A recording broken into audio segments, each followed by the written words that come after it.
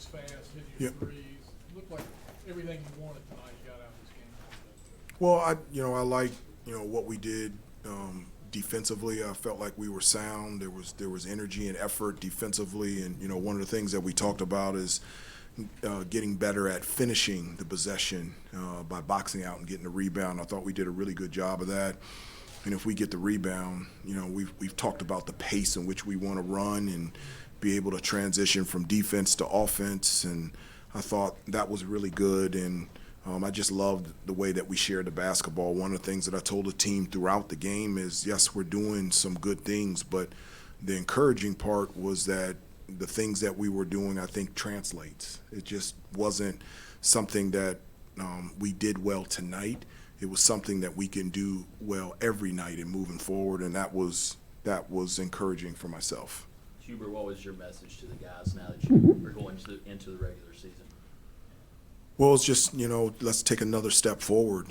Each practice, each week, it's an opportunity to get better, to become the best team that we can possibly become. It's a long season, but there's an opportunity for growth. And so we'll have practice tomorrow, and that's another opportunity for us to get closer to where we want to be. But I was very encouraged. One of the things, the main thing that I talked to the team before the game was, I want them to have fun.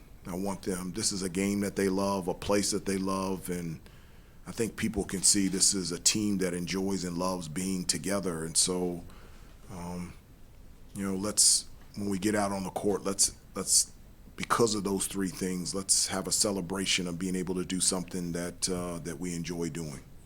Ingram, What did you make of the play of Zen High? He ended with 11 rebounds, had some blocks. What did you kind of think of his overall activity? Not surprising at all. He's been that way since he's gotten here. I mean, I knew he was a big-time player, and he's even better than that. I mean, he's just defensively, he's extremely versatile, can guard guards out on the perimeter. He's a player that not only he doesn't shy away from contact, he actually drives in contact. He's tough. He can run the floor. He didn't even shoot a three. He can really shoot from three. He just listens and just does the things that he's been told and taught in practice, and he translates it to the game, and I was really proud of him. What does he learn from what does he learn from a player like an Armando Bacot that's obviously been around a while? I know they have probably different games, but what is something that he kind of is able to take from him? Well, it's not just Armando. It's the older guys, RJ, Cormac, Paxson, Harrison, guys that have been there and done it before. Just what you want to do in terms of preparation and practice to put yourself in a position to be successful like he was out there on the floor. And so having older guys that have been there and been successful and seeing them, how they prepare and how they practice and how they play is a huge benefit for our younger players. What can you share about Cormac's injury tonight? Yeah, just a little tweak. He could have gone back into the game, and I decided not to play him in the second half. Hang on. Chip. That's okay. I was going to ask you about Ingram. Just he's such a versatile player. Yes, he is. Not lacking energy. He still had plenty of it after the game was over. Just what do you like the most about him? He brings to the line. Yeah, he's one of those guys that make you laugh, and he's not trying to make you laugh. He's just so much fun to be around. He's just, as soon as he walks into the room, it just brightens up the entire room. But you talked about his versatility. He's got really good size, and you put a smaller guy on him, he has the ability to post up and finish around the basket. But you put a bigger guy, he has the ability to handle the ball and make plays and shoot from three. And so, player with that size and versatility and he's a really good defensive player, and he's the one that always gets his hands on the ball. He's really good at steals and deflections, something that I didn't know that I know now, and I'm glad he's here. Hubert, Coach, do you see we heard a lot of things you guys promised, like tempo, togetherness, ball movement, like all that seemed to show itself here tonight. I mean, how just relief, rewarding that is for you to see it kind of translate.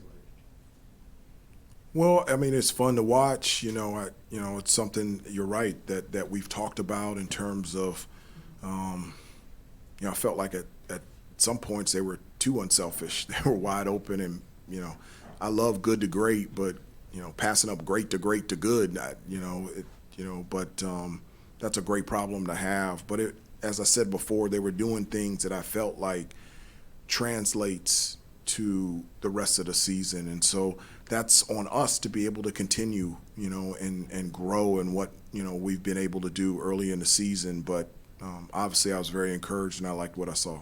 Hubert, Elliott had a 31 plus minus in only 22 minutes. And Who he was- did? Elliott. Okay. And he was coming off the bench. I mean, and he only had 7 points. So it's like, how is he able to affect the game so much in ways other than scoring? Well, he's a really good on-the-ball defender, and he's tough. I mean, he's another player that just not affected by physicality. He loves to compete. I think you saw him push the ball up the floor. He's just instinctively can just see things that most people can't see in terms of distributing the basketball, and something that the entire team has, but it just, I felt like the biggest expression from him was when somebody else made a shot.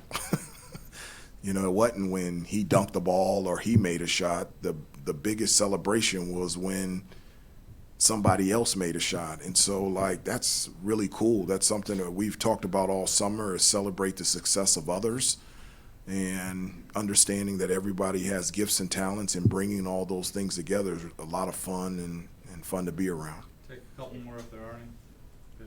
Harrison talked about that this game was kind of representative of old Carolina basketball. I'm curious, as someone that's coached for this team and played for them, what does old Carolina basketball mean to you? I wouldn't characterize it as old Carolina basketball. I would characterize it as Carolina basketball. And it's, playing hard, playing smart, playing together. And I felt like tonight we played hard. I felt like we played smart, and we played together, and we had fun. Hubert, non-game related, but I believe it was last month you all brought in TJ Beisner, kind of help with the NIL efforts, things like that. Just kind of how much of a help do you anticipate that being, having someone over that area for the Cowboys? Well, since me taking, head coach, there's a number of things in college basketball that has changed. I've said before, not just NIL, but, the transfer portal, the extra COVID year, the involvement of agents, and there's a number of things that, from a college basketball standpoint, at times you have to tweak, pivot, alter, and change, and those are things that we're doing in this program, and those are things that is needed. Last one, Ben. Yeah, Hubert, Seth, as I was been dealing with an injury this month, can you talk about sort of what he's been going through and what you've been able to see from him, and how it's impacted his ability to contribute this month? Yeah, it's just it's a minor ankle injury. He twisted it early in the preseason, and then he twisted it again. So it's nothing more than that, and just giving him just a little bit more rest to put him in a position to prepare next week and get back out there on the floor. And I've talked about his giftedness athletically, and his ability to defend and play defense, full court, and also his ability to attack the basket and be able to make plays. And so looking forward to him getting healthy. Thanks, everybody. Reminder, we'll have Coach Davis and